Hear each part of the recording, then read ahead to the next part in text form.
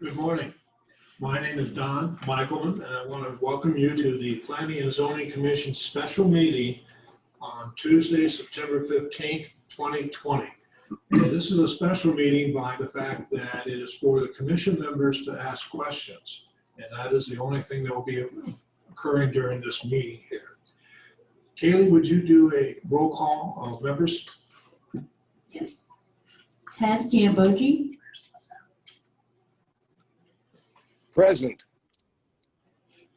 Stan Goligoski. Here. Thomas Hutchison. Present. Frank Lizelle. George Lee. Present. Butch Tracy. Don Michaelman. Present. From the City Council, we have 3 members here: Phil Good, Steve Siska, and Kathy Brucing on that. This is an open public meeting and is being tape recorded and videotaped by the city. The proceedings are being televised by representatives of the public media, the public and local cable and/or radio stations, and may also be rebroadcast. The number of commission members present is 6.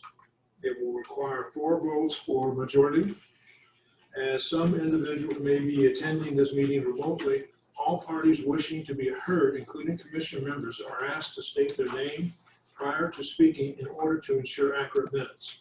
Members of the public, when called upon, are required to state their name and address for the record so we may know who is speaking and be able to contact them later at a later date if necessary.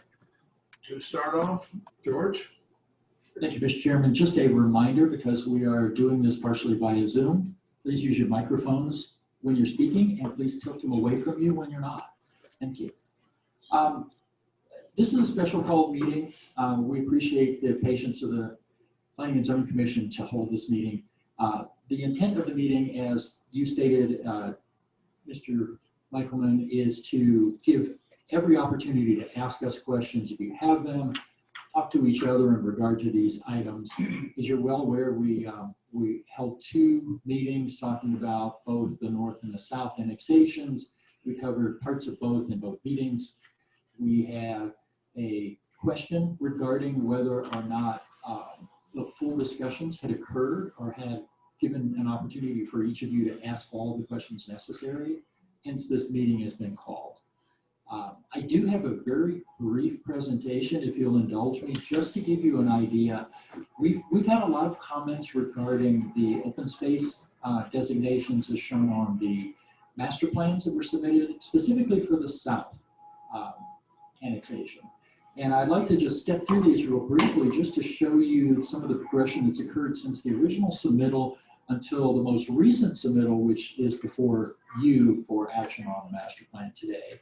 So I apologize for getting you off track just a little bit, but I think it's important to kind of reframe the whole position of where we are and why we're here.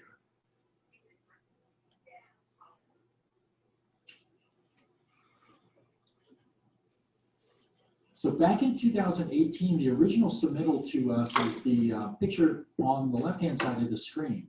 That original submittal included a lot of private open space and a lot of development in areas that are currently open space. So it accounted for a total of 31% of the project area as a combination of public and private open space. So started out at 31%, and it was both public and private.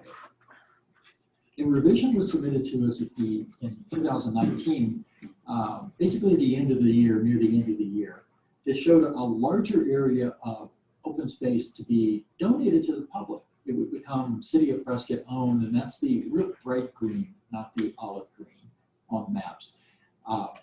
That bright green by itself accounts for 33% of the project area as public open space. So we've gone from a combination of private and public at 31 to 33, just specifically for the public. And I did not do the calculation including the private open space shown on this one because it sort of has been supplanted by a further change.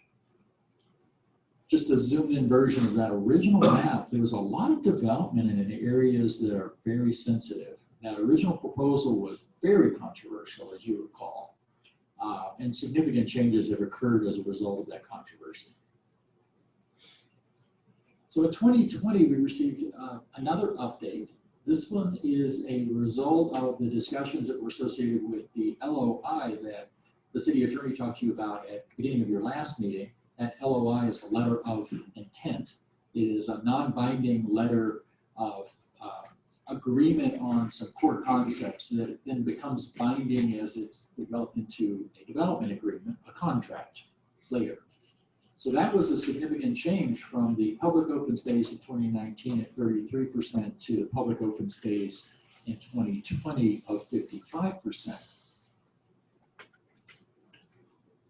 Just a little bit of a comparison. Again, all of that open space, most of that open space occurs where previously there were intended development of single-family residential lots or neighborhood subdivisions. And just for comparison, in the AED North Master Plan, they laid out specifically to be donated to the city a combination of the area that's shown NOS on this map and the area shown airport impact, which will become NOS, and we discussed that at the last meeting. That combination is 45% of the land area of the north goes to public open space. I had at least a couple of questions about how much we could mandate to be open space through the process of a PAD, because we mentioned PADs a number of times at the last meeting and the meeting prior to that. Under our land development code, a PAD, a planned area development, allows flexibility in the location, size, and setbacks of lots in return for setting aside open space. You're required to set aside 25% of the area of that individual subdivision. Each subdivision is treated independently. That 25% can be private open space or public open space at the discretion of the applicant and council. If it's to be given to the city as public open space, it requires the city agree to it. Otherwise, the applicant for the subdivision can create private open space. Again, the open space can include things that you wouldn't normally can open space in a PAD.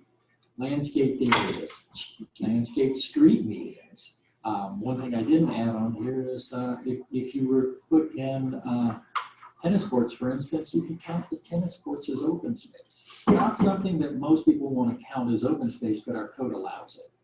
Again, the idea of the PAD process is to allow flexibility in the design of the subdivision, but to give some benefit to providing services and open space and parks and recreation needs within that subdivision that aren't placed as a demand on the city in general. So allowing the tennis courts to count because you don't have to provide tennis courts elsewhere in the city to account for the new residents of that subdivision they provide themselves. So it's not the kind of thing that we normally see as open space in this discussion. We really haven't talked about any kind of active recreational use or street medians for the natural open space or the public open space that's being negotiated for the AED annexations or through the AED annexations. So I think that's just to catch up a little bit on the question of open space and how much of a change has occurred over time. If you have any questions about that, I'd be happy to answer. Certainly during the conversation, I'd be happy to answer questions that occur. With that, I believe that this is intended to be your meeting, and we're here to answer your questions that you need. Commission members, are there anybody that has a question of George specifically right now? If not, are there any questions concerning with AED South annexation? I will not read through all of that. I'll just abbreviate it there. I just wanted to note that I do have one speaker request form, Dawn. I know you had stated this is a commissioner discussion, but I wanted to bring that up to you and John to entertain. John, I have a question. Since this basically is a meeting for the commission members to ask questions, are we open for the public to ask questions when Mr. Chairman, you are not required at this point to take any public comment. It would be at your discretion whether you wanted to hear public comment or not. But there's no requirement since we've had 2 public hearings with a substantial number of comments. I'll do an informal. Would the commission members prefer to hear the comment that came in? This is Ted Gambogi, yes. All right, go ahead and read it. Okay, it's for Tom Rusing, and he's actually here, so I'll let him speak himself. Good morning, and thank you for allowing me to speak. My name is Tom Rusing, 2194 Forest Mountain Road in Prescott. I am speaking as a concerned private citizen, not as a member of any group. First, I would like to thank you all for volunteering to serve on this important planning and zoning commission, looking out for the interest of the people of Prescott and the vision of Prescott's future. I would especially like to thank those members who requested additional deliberation on this very important and controversial AED annexation, thereby allowing more time to deliberate and listen to citizen input, planning a site visit, and requesting additional information such as the critical development agreement. Many of us have been surprised and concerned that this commission and members of the city council still do not have access to the development agreement while city staff does. Many cities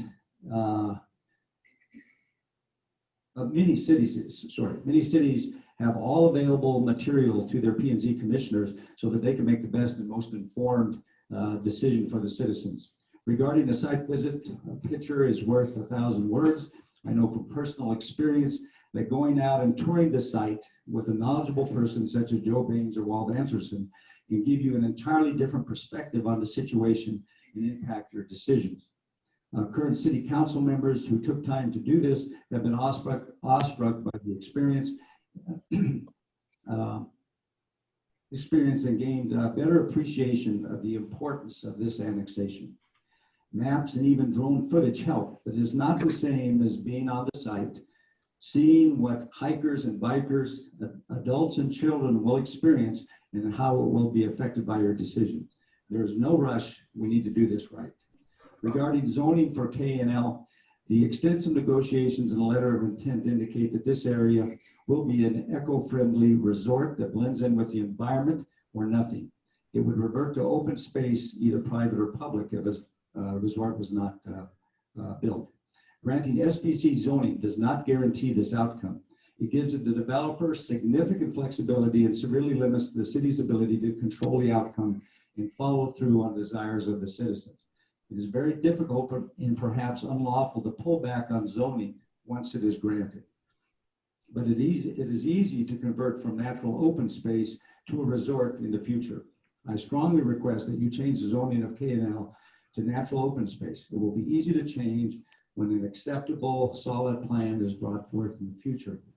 Finally, I and many others are somewhat baffled by repeated attempts by some of the city staff, including the city attorney, to tie your hands and try to limit your deliberations and recommendations to only zoning issues.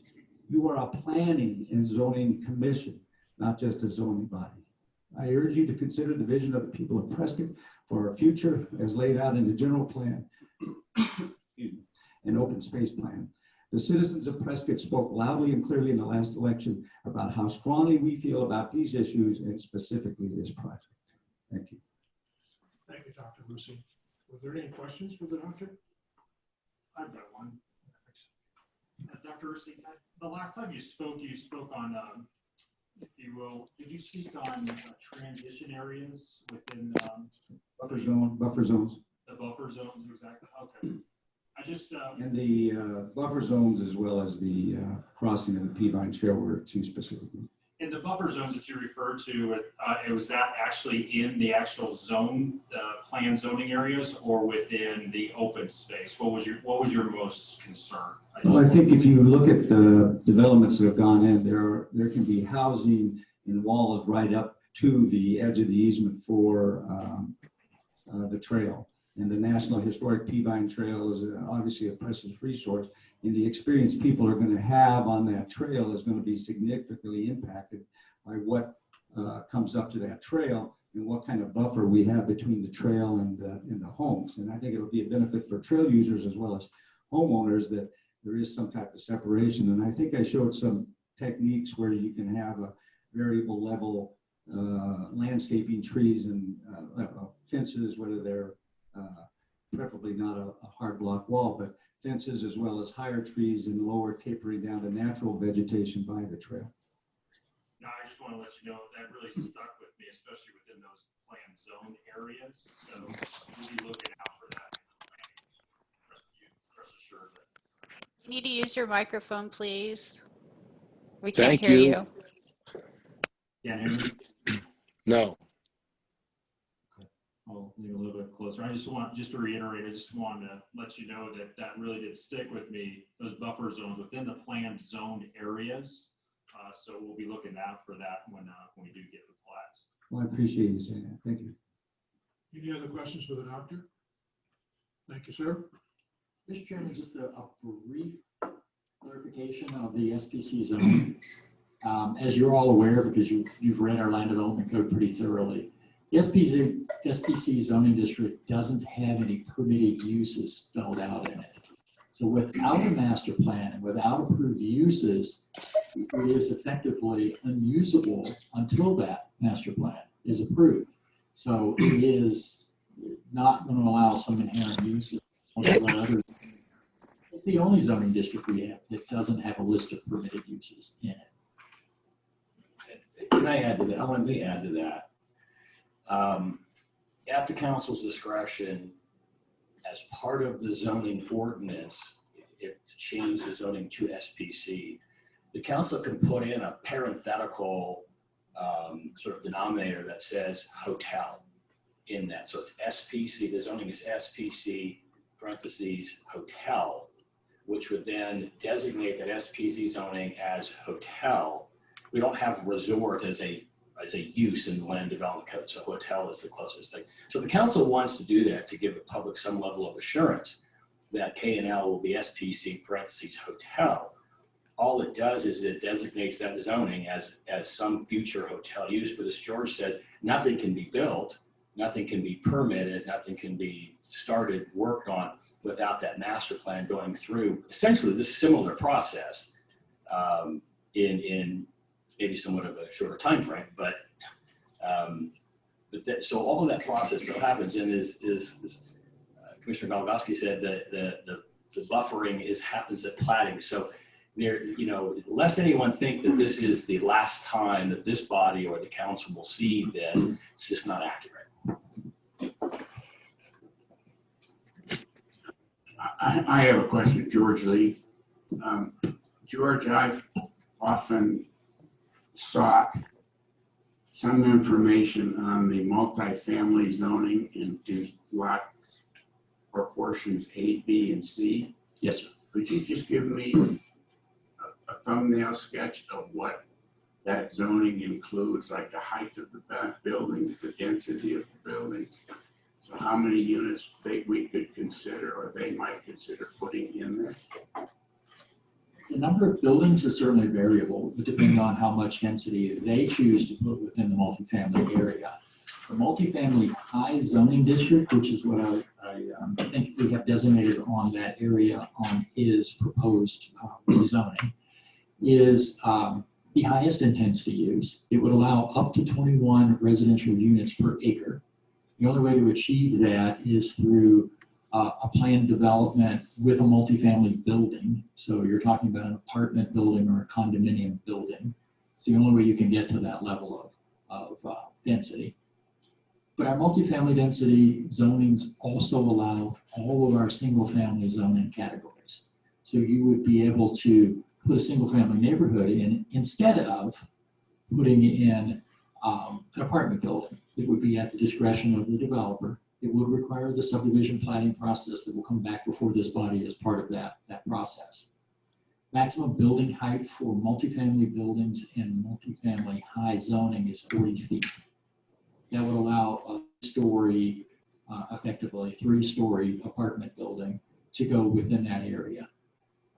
We don't normally see 3-story buildings in Prescott, but we certainly have some examples of 3-story apartment buildings. Should that go in, that would be limited in area because you have to also account for all of the parking that's required for those units. Multifamily parking is determined by the number of overall units, a half a space per unit as guest space up to a max of 20, and then 1 parking space for each bedroom of each apartment unit. That's a lot of parking that can be required. Generally what happens is the parking limits the amount of the area that the building can be built on. So you have a more or less isolated building with parking nearby or surrounding it. The benefit of doing that is the parking allows for a lot of landscaping to occur associated with it. And the landscaping around parking areas is clearly defined in the LDC. There are minimum requirements, there are minimum number of trees, shrubs, groundscape material that would come into play at that point. So it could go anywhere from 21 units per acre down to individual single-family homes within our zoning code, again, subject to the subdivision planning process. Thank you very much. You're welcome. Any other questions of staff for AED South? Any questions on AED North?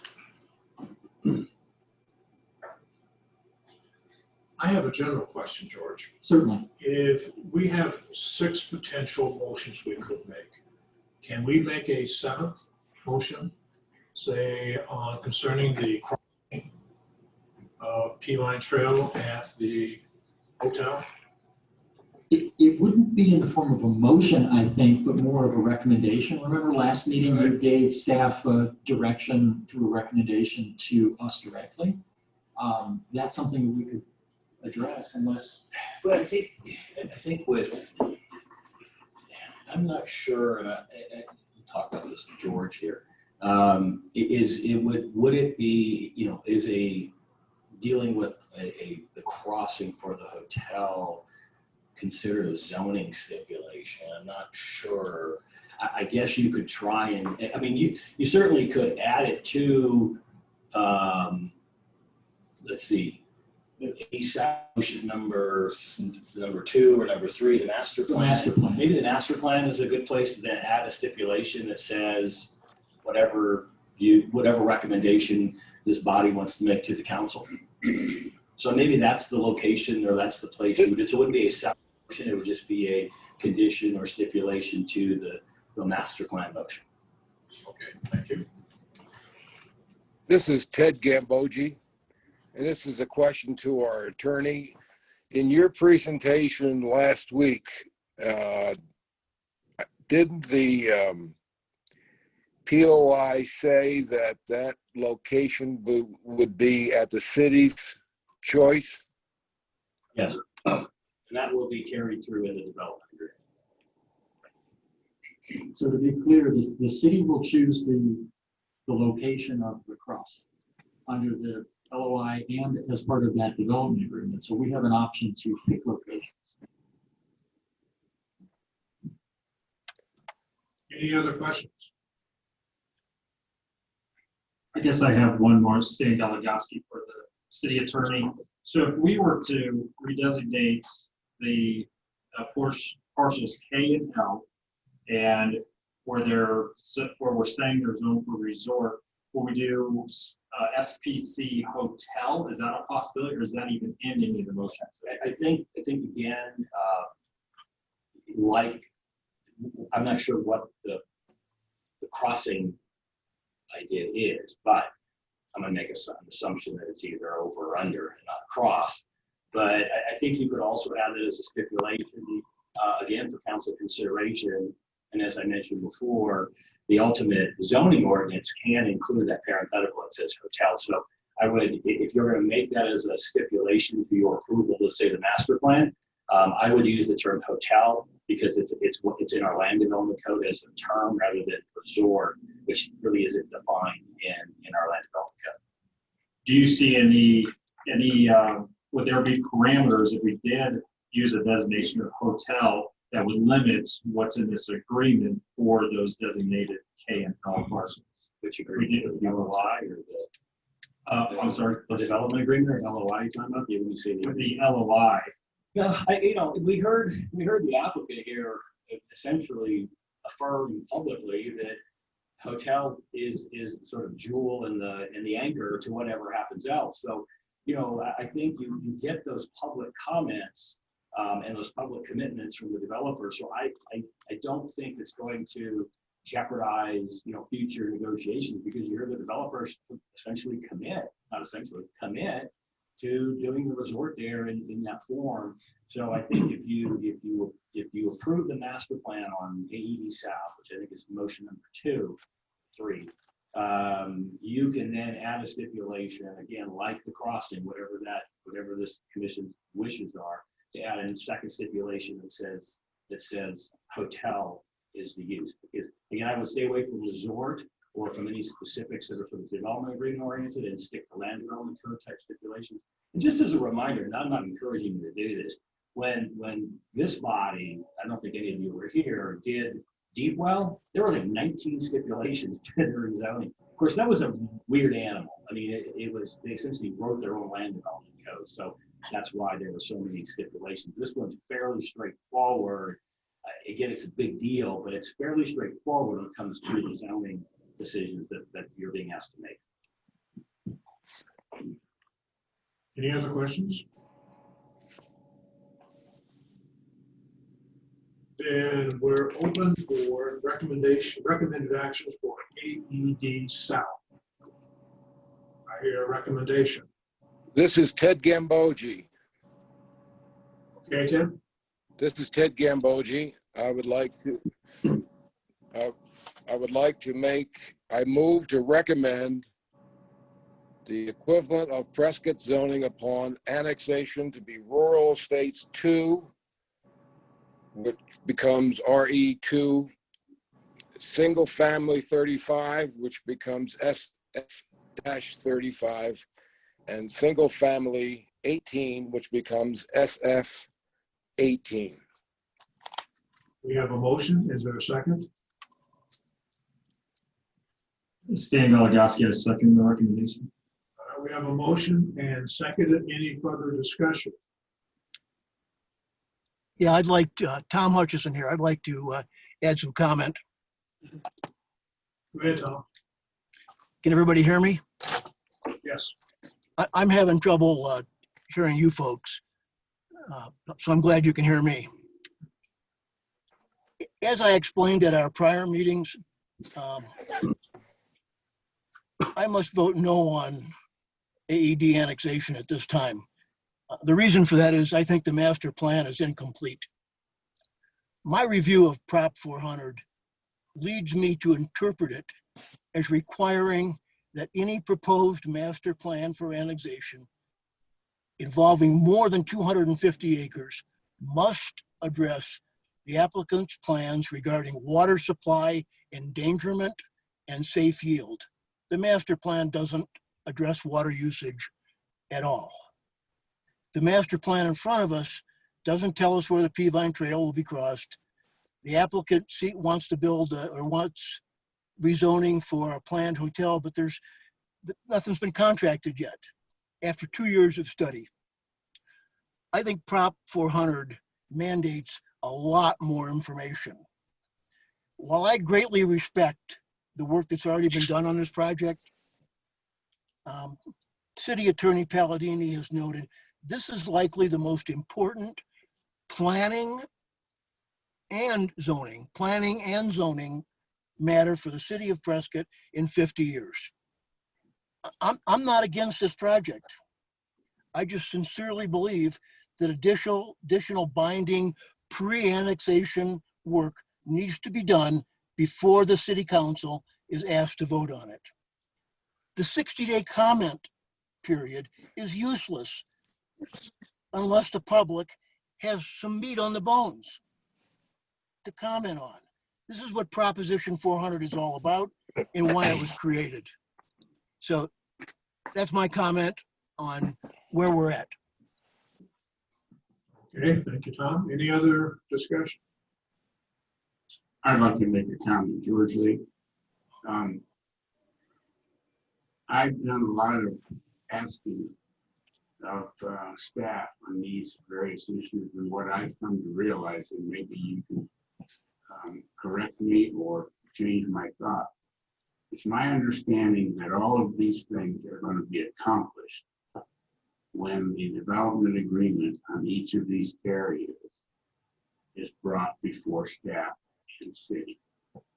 And I don't think that we have the right to review or approve any of the information in the development agreement. I think that's simply council. Am I correct in any of my statements? Thank you, Mr. Wade. Normally, we do not, at this level, at Planning Commission, discuss contract negotiations, which are what a DA is, a development agreement is.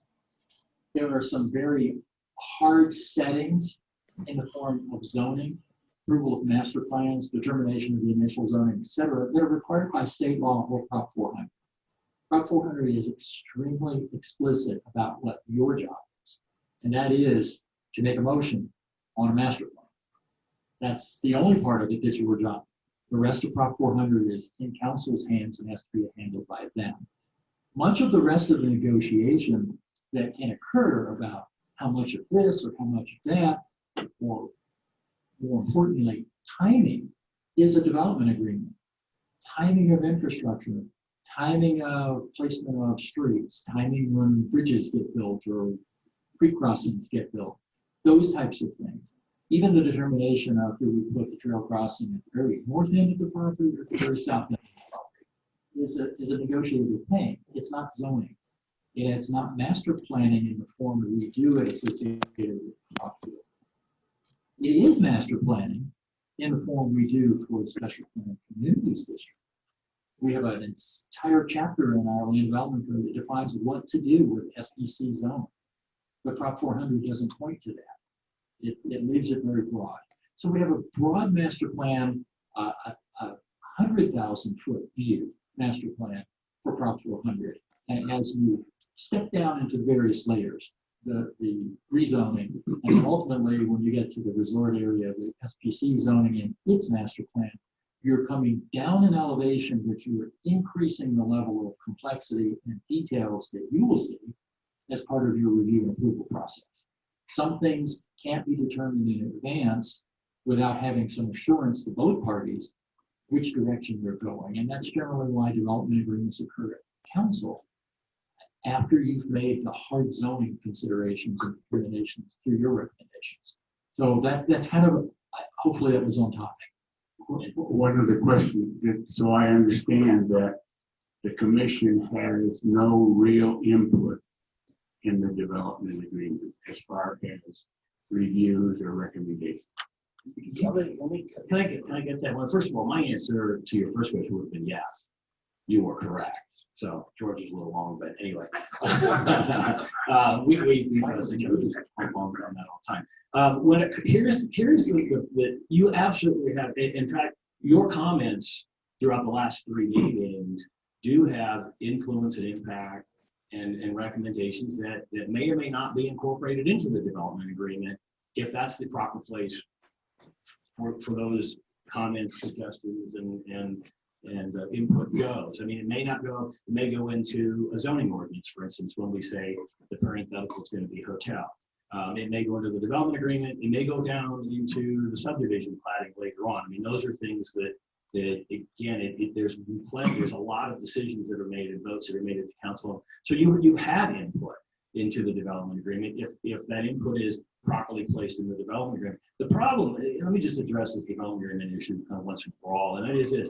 The problem is that if you were to see a draft development agreement today, it's not, the negotiations have not been finalized. So you're going to see a document that is pretty much, in effect, sort of meaningless, because is this body then going to negotiate with the developer for development agreement terms that may be inconsistent with what the council negotiates? So all of a sudden now you have sort of the city perhaps negotiating against itself. So there's a sort of a practical reason why you don't have a copy of the development agreement, simply because it's not ready for a review, because we haven't received sort of responses from the developer as to what they think the development agreement should look like. So it's not a complete document, and it's really something that you would be seeing it could substantially change between, let's say, if you're looking at something today and let you look at something a week or two from now. That's why we went through the LOI, because that's something that all of those terms in the LOI, even though we use that term non-binding, the LOI is going to be incorporated into the development agreement. So those basic fundamental building block terms are going to be in the development agreement, and everybody agreed to that. The developer, the city council, and the city development folks. Everybody came out and supported. Hey, we want those basic terms in an agreement, and then that agreement's fleshed out.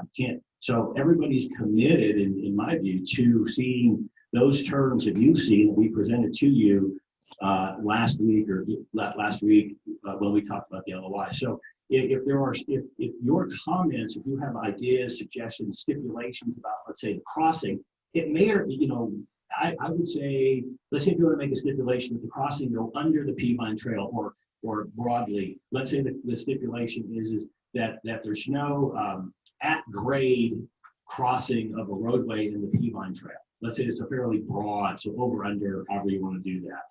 That at this point, it's probably best to put that as a stipulation to master plan approval. However, that may be something that's put into the development agreement later on, because that's the better place for it. So that's why I think, don't misunderstand that your comments, suggestions, ideas, input aren't being considered, and it's just where it goes in the series of votes that the council is going to have, which is going to be 2 or 3 times the number of the year considering here, 3 for north, 3 for south, maybe 6 or 8 for each parcel, because there's a series of things that the council determines or decides upon, including the water issue. So that's kind of where it's all at. So if you have suggestions, if you have ideas, if you have stipulations, now's the time to throw those in. I think probably the best location to do most of those is probably the master plan motion. Any other questions, comments? Just a question, based on what Mr. Palladine just said to us. If we vote for the zoning now, then do we add stipulations after? No, the process would be, I'm sorry to interrupt, the process would be as part of the motion. Let's say, because your next motion, your next number 2 is the master plan. So if a motion's made, and any commissioner wants to add a stipulation to that, you would ask the motion in the second to add or to amend it to add that stipulation, and then the motion in the second kind of get to control that add or that takeaway. That's the procedural rule. So the simplest way to do it is to make a motion as stated on the board, the number 2, and then each commissioner could ask the mover and the second, would you add this to your motion? And the mover and the second going to get to control it. The other option is for a motion to be made that includes the stipulations already, as many as you can, and then try and get a second, and then, but you can still go through and add other amendments, I guess, to that motion. Make sense? Right. George, that answer your question? Okay. Yes. Okay, thank you. Any other comments? If not, we will take a vote on the motion that's made, and I'd like to have it be names. I'm sorry, I forgot to check. That'd be a roll call vote, Kaylee. Okay. Ted Gambogi, Yes. Stan Galagowski, Yes. Thomas Hutchison. Tom, Tom, you're muted.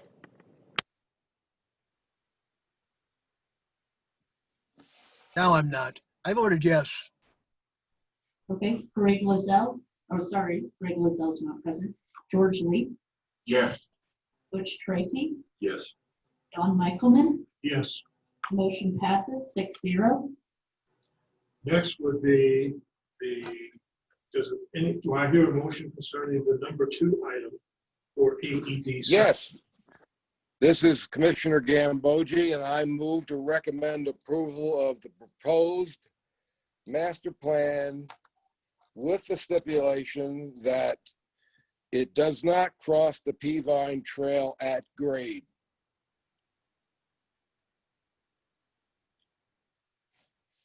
Did everybody understand the motion? Okay, so we repeat the motion. Okay, do I hear a second to the motion? I would like to make a change to that motion. I'd like to add that. Procedurally, you need a second. Then you could suggest added amendments to it.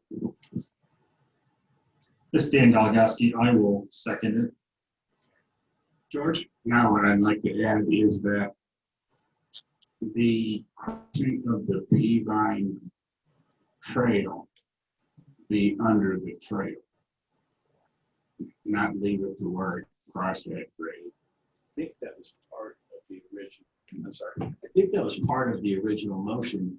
Kaylee, do you have that original motion From today or previous? from Commissioner Gambogi? I thought he made the motion to approve the master plan with a stipulation. It was just a stipulation to be at grade, not specifically. Not at grade. Yes. Not at grade. Okay. And what I was asking is that I would like to change it, that, or add to it, that the crossing of the Peavine Trail be under it. The roadway crossing. Yes. So Under the trail. that would be up to Commissioner Gambogi and Commissioner Galagowski to agree to that amendment, I guess, to the motion. I will add another stipulation. Hold on, you have one, just one at a time. Now, can we discuss that proposed amendment? Absolutely. Yes. Did we hear discussion? Yeah, which Tracy, I don't think we know enough about it to determine whether it would go under it, over it, or anything else. Do we even know what the width of that road, any part of it? And I don't believe we know where it's going to cross at this point. They move it more north, there's no going under it. And that would be a moot point, I believe. But anyway, that's all. That's the reason for making my point is, last week when we had the applicant here, I asked him if he had any idea of the number of vehicles that would traverse that road on a daily basis. And I think if I'm correct, that he said somewhere between 600 or 700 vehicles a day. Because you've got staff, you've got supplies, you've got the visitors, you've got everything else. It could go even higher than that. It could go 1,000.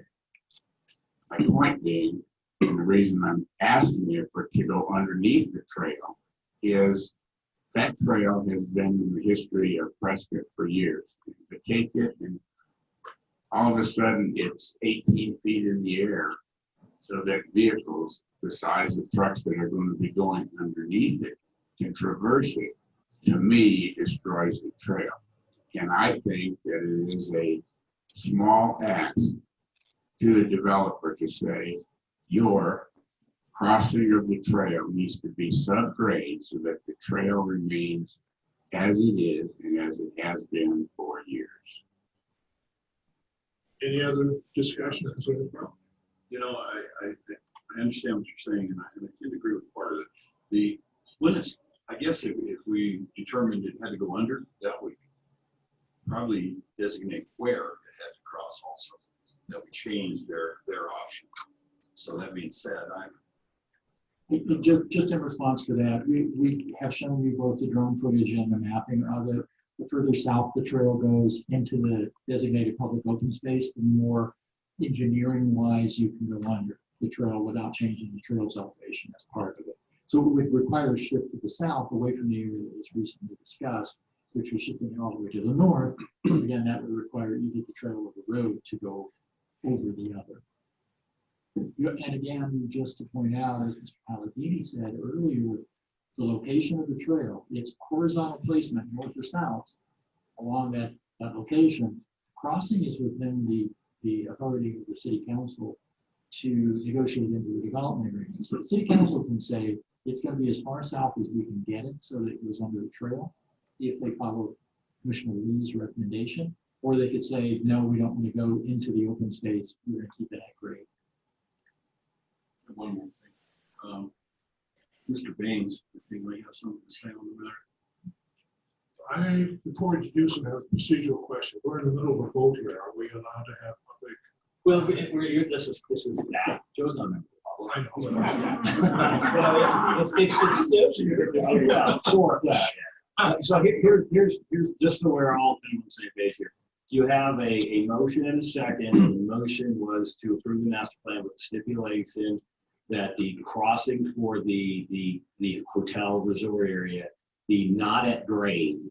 And then there's a request by Commissioner Lee to amend that stipulation to change that to the roadway being under the trail, essentially. I think the word is subsurface. Is that accurate? Okay. Joe. I would just suggest if that's a condition or comment that you guys want to make, that be separated grades. Oh, Joe Baines, Parks and Recreation Director for the City of Prescott. I would just recommend if that's going to be a stipulation that you just the terminology would be separated grade. I would, without any engineering, I'd be hesitant to, say it's definitely going to go under. Likely it would go under, but I think separated grade probably gets the point across that you're trying to get across. That doesn't limit us, again, without any engineering, it doesn't limit us to just that one going under. My suggestion. Tom Hutchison here. This is what I was talking about. What we need here is a thorough engineering analysis that tells us where the best place is and what the pros and cons are against that. We're not in a position to decide this. We need the data, and that's what I've been talking about. Thank you. Any other comments? So the ball is in Commissioner Gambogi and Commissioner Golgowski's court to determine whether they would agree to amend the motion and stipulation. Ted? This is Commissioner Gambogi. There's a number of ways to cross the Peavine Trail not at grade. One is to tunnel. One is to build a bridge over for the vehicles. Another is to build a walking bicycle path. What we don't know at this stage is not just the number of vehicles that go in and out, but the size of the vehicles that go in and out, because trucks have to go into that hotel complex. So I think that just as the details will come before us in the future as they develop, I think saying that it's not at grade, or what was the term that the Parks Commissioner used? I believe that was grade separated or separated. Separated. Yeah, I would agree. I would agree to amend it to that it be grade separated. But I don't think we're at the stage now where we can be more definitive than to say that it should be grade separated. So that would be then up to Commissioner Golgowski, since he was the second to agree to that change. Yeah, this is Stan Galagowski. I concur with Commissioner Gambogi, and I'm not gonna change my second. So just the language of the motion, rather than not at grade, would be changed to separated at grade or grade separation. Is that the amended? Yes. Okay. Yeah, Then yeah, if that's saying basically the same thing, then I would second that. Okay. Do we have any further discussion before we vote? Kaylee, if you do a roll call vote on this, please. Ted Gambogi, Yes? Stan Galagowski, Yes. Thomas Hutchison, No. George Lee, Yes. Butch Tracy, Yes. Don Michaelman. Yes. Tom, would you want to state why you're voting no for the record? Yeah, simply the master plan is insufficient and incomplete. Okay, the motion passes 5-1. Now we're on to the third potential motion for AED South. Do I? Chairman, there is a member of the public, Paula Burr, who has raised her hand to speak. At this point, Mr. Chairman, you are in the process of taking motions. So I think it's a little late. Yeah, I'm afraid I would agree with John. We're at a stage right now, we're not taking public comments. I'm sorry, Paula, but we can't. Do we hear a motion?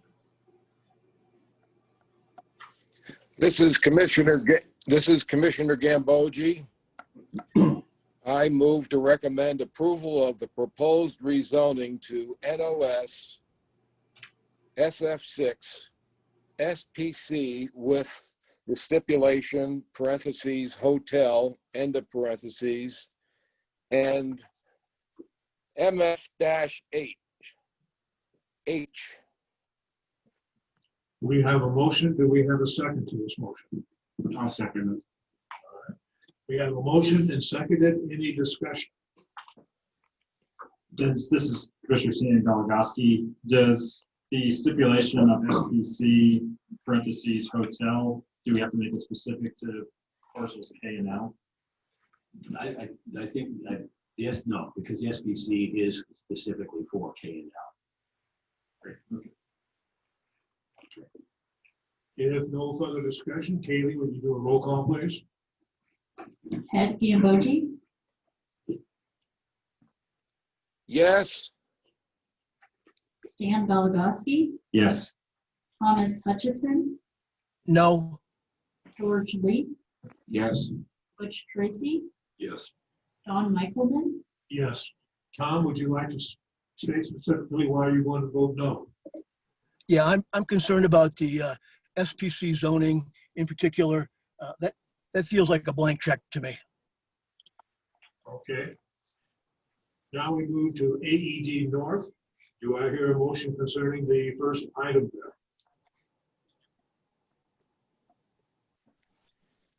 This is Commissioner Gambogi. I move to recommend equivalent City of Prescott zoning upon annexation to be rural estates 2 acre to RE 2 acre. We have a motion. Is there a second? Butch Tracy. I'll second. All right, a motion and second. Any further discussion concerning this? If not, Katie, would you call roll call vote? yes, and I also wanted to state that the previous motion passed 5-1. The last motion for AED South. So regarding this one, Ted Gambogi, Yes. Stan Galagowski, Yes. Thomas Hutchison, Yes? George Lee, Yes. Butch Tracy, Yes. Don Michaelman. Yes. The motion passes unanimously. Do I hear a motion for the second item on AED North? This is Commissioner Gambogi. I move to recommend approval of the proposed master plan as submitted. We have a motion. Is there a second? Stan Galagowski, I'll second. We have a motion and seconded. Any further discussion concerning this motion? If not, Kaylee, would you do a roll call vote, please? Ted Gambogi, Yes. Stan Galagowski, Yes. Thomas Hutchison, No. George Lee, Yes. Butch Tracy, Yes. Don Michaelman. Yes. Tom, would you like to make a comment on why you voted no? Yeah, essentially the same reason given before, that I believe the master plan is incomplete and insufficient. Okay. Do I hear a motion concerning the third item for AED North? Yeah, to complete the hat trick, this is Commissioner Gambogi. And I move to recommend approval of the proposed rezoning to NOS, IG, IT, MU, SF6, and parentheses, MH, end of parentheses. We have a motion. Is there a second? Butch Tracy. Motion and seconded. Any discussion concerning this motion? If not, Kaylee, would you call the roll call vote, please? Ted Gambogi, Yes. Dan Galagowski, Yes. Thomas Hutchison, No. George Lee, Yes. Butch Tracy, Yes. Don Michaelman. Yes. Tom, would you like to give a statement on why you voted no? Yeah, the root of my concern is essentially airplanes flying in the pattern at 1,000 feet or less over a whole bunch of houses that have to somehow be designed very efficiently, very cheaply, that satisfy a 45 dB requirement. I just need to know a whole lot more about that. Okay. And I think that is what we have on our agenda today. Mr. Chairman, you as a body made a recommendation to us regarding ASAP at your last meeting. We've taken that recommendation. We're moving forward with that. And staff doesn't have anything else for you today. The meeting is adjourned.